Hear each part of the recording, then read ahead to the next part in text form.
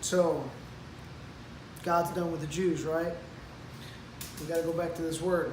Romans chapter 11. We'll start. You just need to read Romans chapter 10, but get to here it.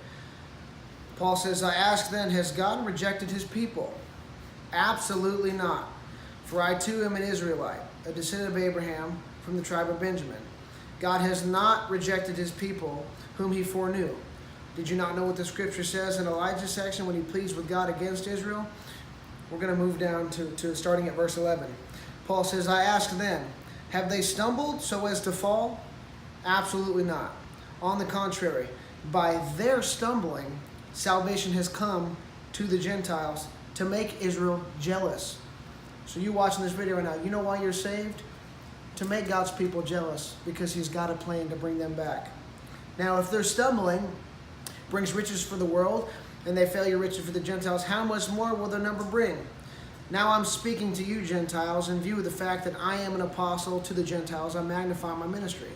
If I can somehow make my own people jealous and save some of them, for if they're being rejected is world reconciliation, then what will their acceptance mean but life from the dead? So let's go back to this. If Paul says, if they're being rejected is world reconciliation, how is Israel being rejected by God reconciliation of the world? God has a plan. He loves all people, of course. Paul says, now if the first fruits offered up are holy, so is the whole branch. What does Jesus always refer to throughout the scriptures? Israel was what? It's an olive tree. That's what it's always compared to as.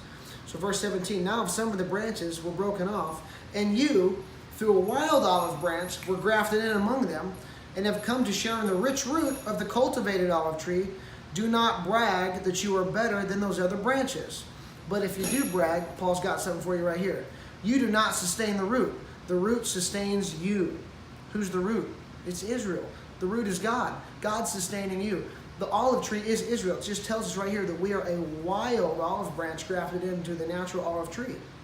He says, branches were broken off so that I might be grafted in. True enough, but they were broken off by unbelief. God didn't break them off. They didn't believe, so they fell off. But you stand by faith. Don't be arrogant. Don't be afraid. For if God did not spare the natural branches, the Jews, he will not spare you either. Therefore, consider God's kindness and severity. Severity towards those who have fallen, but God's kindness towards you if you remain in kindness. We'll go on down to verse 24. If you were cut off from the native wild olive, and against nature were grafted into a cultivated olive tree, Israel, how much more will these natural branches, the Jews who have fallen away, be grafted into their own olive tree? I don't want you to be conceited, brothers. I don't want you to be unaware of this mystery. A partial hardening, the Jews, has come to Israel, but the full number of the Gentiles has come in. And in this way, all Israel will be saved, as it is written. So we'll pop up to verse 28. Regarding the Gospels, they are enemies for your advantage. But regarding election, God's choosing, they are loved because of their forefathers. Since God's gracious gift or calling, and irrevocable, as you once disobeyed God, but have now received mercy through their disobedience, so too they, Israel, has disobeyed, resulting in mercy to you, so that they now may receive mercy. I love this. For God has imprisoned all in disobedience, so that he may have mercy on all, because I don't believe in a purposeless God. God has imprisoned all people in disobedience. Why? So that he can have mercy on them. Romans 10 and 11. God's not done with the Jews. Israel is always going to be Israel. We are lucky enough to be brought back in, but he tells you right here, they're coming back. They will be grafted back in. You're saved so that they would be jealous.